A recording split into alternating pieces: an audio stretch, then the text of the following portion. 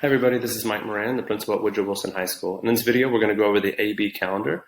So the following video shows the AB calendar design for Woodrow Wilson. It's been designed in anticipation of an alpha split hybrid model for student attendance, and we'll utilize the AB schedule regardless of the instructional model so that we can maintain continuity if it has to change throughout the school year.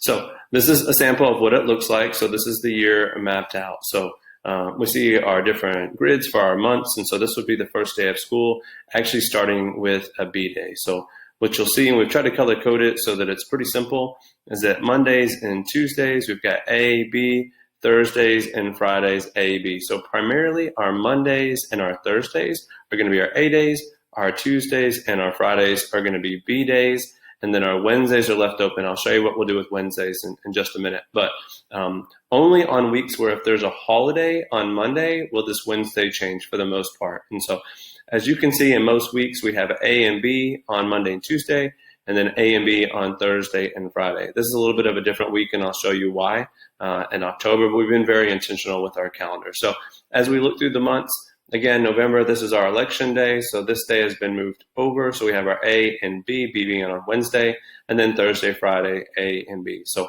primarily it's been designed so that A day is on Monday and Thursday, and our B days are going to be on Tuesdays and Friday, with Wednesday being our flex day. And that's really going to continue us through the year, so that we're hoping that we can stay on this if we're doing distance learning or if we have in person. So the colors, we have a little bit of a legend up here. So last name right now, we just are tentatively planning on an A through M being our red group, so that when we do an alpha split of coming back to in-person instruction, is that we'd have last name N through Z in our gray group, our red group being A through M, those students coming 2 days a week being our red days, our gray group coming on Thursday and Friday. Again, we don't know exactly where we're going to split that alpha until we know who's returning, but that's the thought right now. So the calendar stays the same, it just changes which students are going to come on which particular day. So the idea with the alpha being that it brings our total number down to an area where we can socially distance like we need to.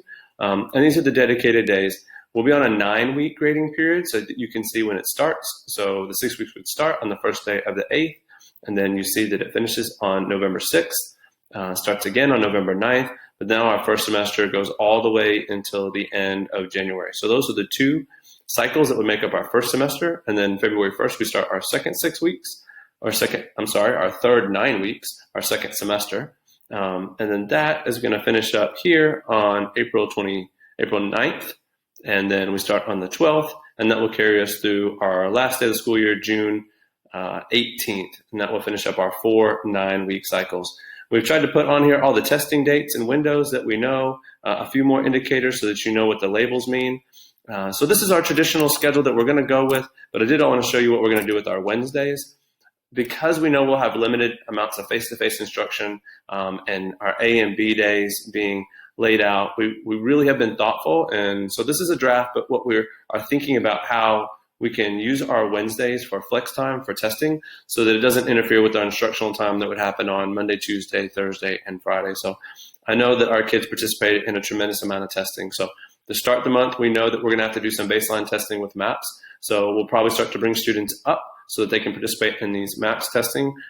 Looking to probably start that on the 16th, the 23rd, and the 30th. And then we get October, that's our PSAT test, ACT, and then potentially having our seniors come up and work on College Blitz, which is our FAFSA, TASFA, Applied Texas, and those things. Then December, we know we're going to have EOCs, ACP exams, and then in February, again, another round of MAPS testing to see that we've grown, have our SAT end-day test for our juniors, and then some mock testing to get ready. Then we kick off musical, and then we have IB and AP tests. So really through the months of April, May, and June, there's a tremendous amount of testing. So what we've done right now is thinking through this being a sustainable model of A and B days being Monday and Tuesday, again, A and B being Thursday, Friday, with our Wednesdays being these dedicated days where we bring up particular groups of students to participate in our testing. So key points for the AB calendar: A days are primarily Mondays and Thursdays, and B days are primarily Tuesdays and Fridays, unless there's a holiday. When we return, we plan to have an alpha split for Mondays and Tuesdays, a red group, probably like an A through L or A through M, depending on who's going to return. And then for Thursdays and Fridays, we'd have our gray group which is probably like through M through Z or N through Z. And then Wednesdays will be utilized for special events like testing or college blitz.